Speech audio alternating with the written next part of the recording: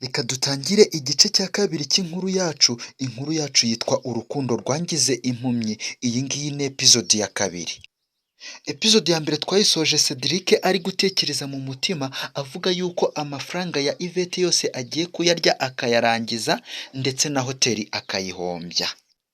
Igice cya kabiri tugitangiye Yvette yishimye cyane anezerewe ari kuvuga ati yoo mbega byiza cyane, ndi kumva noneho ijuru ritoya ndigezemo kuba nkunzwe n'umuntu uri muri Dubai. Ibi byose Yvette yabitekerezaga akiri online, noneho nta gutinda no gutindiganya wa muhungu uri Gikondo yavugaga yuko bakundana ahita amwandikira kuri WhatsApp. Uyu muhungu w'Igikondo basanzwe bakundana yitwa Samuel. Yvette akibona ubutumwa bwa Samuel arabusoma, amaze kubusoma ahita avuga ati ariko se nk'iki ngiki kiba kimbaza iki? Mu by'ukuri uyu nguyu arabona njyewe hari umwanya nkimufitiye? Aha ngaha Samuel nawe yari ategereje yuko Yvette amusubiza, ariko nyine yategereje igisubizo araheba. Samuel uko yagakomeje gutegereza igisubizo araheba, atangira kwibaza mu mutima ati ariko se noneho ko mbona ubutumwa bwanjye yabusomye ariko akaba ari nta gisubizo yampaye, ese byagenze bite? Ese ni amahoro? Basi reka muhamagare numva uko ameze. Ako kanya Samuel yahise ahamagara Yvette, Yvette nawe telefone arayireba arayihorera yanga kumwitaba. Samuel aha ngaha akomeza gutungurwa, ariko kandi yareba Yvette agasanga aracyari online. Samuel kandi nanone yongera guhamagara Yvette kuri telefone, Yvette nanone telefone arayireba ariko kandi nanone yanga kuyitaba.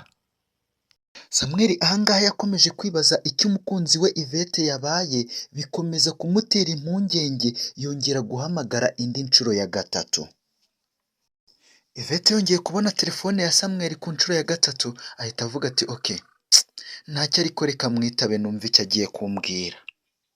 Yvette akitaba telefone ya Samuel, Samuel ahita avuga ati oh byiza cyane, umeze ute mukundwa? Ko nakwandikiye ntunsubize, nanaguhamagara ukaba wari wanze kumfata. Yvette ahita amubwira ati ariko ndakwitabye, kandi ntekereza yuko nkwitabye nta mbaraga ushyizeho. Samuel ahita amubwira ati okay, ntacyo basi noneho ibyo ngibyo reka tubyihorere, ubwo umeze neza ni byiza. None se ko umaze iminsi waranyanze, nta kunyandikira, nta kumpamagara, nanakwandikira ntunsubize? Yvette ahita avuga ati Samuel rero reka njyewe nkubwize ukuri pe, mu by'ukuri urukundo rwanjye nawe ndumva namaze kuruhagarika kubw'impamvu zanjye bwite. Samuel ahita avuga ati what? Ibyo ngibyo umbwira ni ibiki sheri? Ntabwo byumvikana. Ese uri kunkinisha cyangwa? Ese umbwira yuko wahagarika urukundo rwanjye nawe gute? Ese basi ni irihe kosa nigeze ngukorera kugira ngo mbashe kuba nagusaba imbabazi? Yvette ahita amubwira ati Sam, ibyo ngibyo byo kuvuga ngo ntabwo byashoboka yuko urukundo rwanjye nawe ruhagarara, ibyo ngibyo birashoboka cyane kuko byanakunze. Gusa reka nkumare impungenge, kubw'amakosa waba warankoreye nta kosa wigeze unkorera pe, ni njyewe wafashe umwanzuro wo kuba mpagaritse urukundo rwanjye nawe.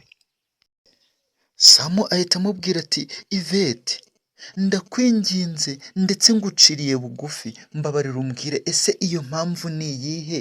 Ndakwinginze yimbwire wenda basi tubashe kuba twafatikanya kuyishakira umuti, cyangwa waba wiboneye undi muhungu undutisha? Aha ngaha Yvette ntiyagira icyo asubiza Samuel, ahubwo aricecekera. Sam yumvise ko Yvette yacecetse ahita avuga ati mukundwa, ese ko ucecetse ko nta kintu uri kumbwira? Ndakwinginze mbabarira umbwire ese ni ikihe kibazo ufite? Ndakwinginze mbabarira umbwize ukuri, niba nta kosa nagukoreye ni iyihe mpamvu ituma uhagarika urukundo rwanjye nawe? Nyemerera umbwire iyo mpamvu, ndagusezeranya turi buriyibonere igisubizo cyayo. Yvette ahita amubwira ati Sam, ndakwinginze reka kumbaza ibintu byinshi kubera yuko ndumva mu mutwe wanjye ntameze neza.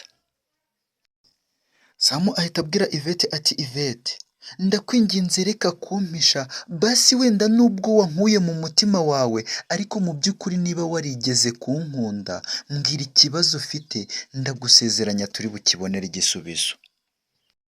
Yvette ahita avuga ati okay Sam, noneho reka nkubwize ukuri birangire. Sam ahita amubwira ati siwumva ahubwo rukundo rwanjye nanjye icyo ngicyo nicyo nifuza.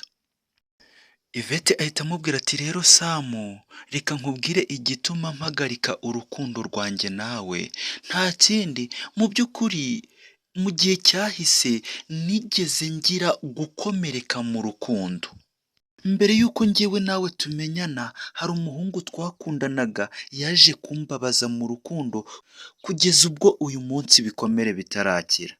Uwo muhungu yarankomerekeje birenze uko ubitekereza, kugeza ubu ngubu ndumva rwose nkomeje guhangayikishwa n'ibyo bikomere, kugeza n'ubwo ubu ngubu ntekereza yuko nshobora kuba naba ngiye kongera kubitoneka.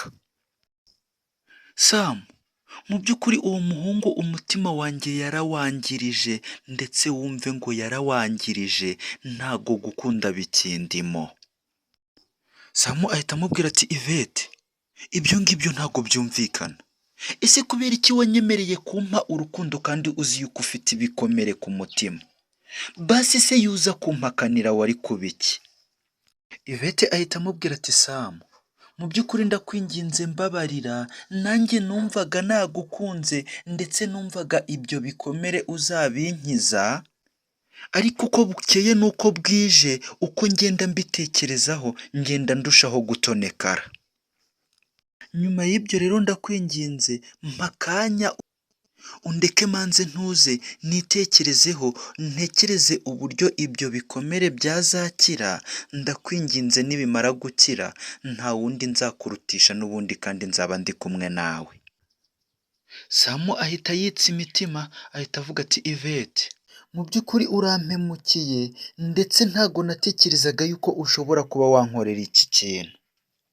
Ndabizi yuko ibyo byose uri kumbwira ari urwiyererutso, ndabizi neza yuko unyanze, birashoboka yuko wiboneye undi undutisha, gusa uzazirikane yuko ngukunda. Ikindi kandi reka nkwifurize amahirwe n'imigisha kuri wowe n'uwo mugiye gukundana. Yvette ako kanya ahita akupa telefone. Yvette agikupa telefone asigara ari kwitotomba ati genda wowe, niboneye umudiyasipora ndi gukundana nawe, nawe warangiza ukambwejaguraho ngo ninkundane nawe, genda ujye gukundana na mushiki wawe. Uko amasaha yakicumye Cedric yari ari mu kazi, akazi yaje kukarangiza noneho kandi agaruka online aza kwandikira Yvette. Ahangaha urukundo rw'umudiyasipora Yvette ruri kumutwara nk'imusazi ndetse ntago ari kuva online ategereje yuko Cedric amwandikira. Ahangaha Yvette ntago ari kuva online, Cedric ahita yandikira Yvette ati yambi rukundo rwanjye ese wiriwe neza? Yvette nawe ahita amusubiza ati yambi n'utubizo twinshi cyane, mutima wiriwe ute? Mu by'ukuri nari ngukumbuye. Cedric ahita amusubiza ati mu by'ukuri nanjye nari ngukumbuye, gusa nyine akazi kambanye kenshi ariko nta kundi nyine akazi mba ngomba kugakora, ariko kandi ntibivuze yuko nawe mba ntagomba kukwitaho. Yvette ahita avuga ati mu by'ukuri rwose nanjye nishimiye yuko ugomba gukora akazi, ariko kandi nanjye ntukanyibagirwe kubera yuko mba ngukumbuye. Cedric ahita amubwira ati mu by'ukuri rero twebwe iyo twinjiye mu kazi inaha biba bigoye kuba wabona umwanya, ariko nk'uko nabikubwiye ntago bikuraho yuko ngukumbura ariko nyine nkabura uko mbigenza. Yvette ahita avuga ati mo bebe, mu by'ukuri ntago wandusha uburyo nari ngukumbuye, ntago wabitekereza, nta nubwo nigeze mva online kugira ngo utaza kumbura. Bebe mbwira, none se hirya iyo ngiyo Dubai ubu ngubu ntihakonje, ubu ngubu se wambaye amakote? Cedric ahita amubwira ati reka reka, ahubwo ubu ngubu hari ubushyuhe bwinshi cyane, ubu ngubu nambaye isengeri yonyine. Cedric arakomeza ati sheri ntaribagirwa mfite icyo nshaka kukubaza, ese wanyemerera nkakubaza? Aha ngaha niho dusubikiye igice cya kabiri twibaza ese Cedric ni iki agiye kubaza Yvette, reka dusubire mu gice cya gatatu tuzabashe kumenya ikibazo Cedric agiye kubaza Yvette, nizere yuko uzaba uhari nanjye nzaba mpari nazindutse, kandi mboneho gusaba wowe utarakanda subscribe ngusaba gukanda subscribe ugakanda no kukazogera kugira ngo dukomeze kubana mu nkuru nyinshi zigiye zitandukanye. Waba ushaka kwiga gukora isabune ikomeye, gukora isabune y'amazi, kwiga gukora ji, kwiga gukora glycerine, kwiga gukora amavuta ya gikotori, kwiga gukora silage, tugane tubikwigishe mu gihe gitoya. Ku bindi bisobanuro waduhamagara kuri 0722954016 cyangwa ukatwandikira kuri WhatsApp 0788580221. Muhawe ikaze.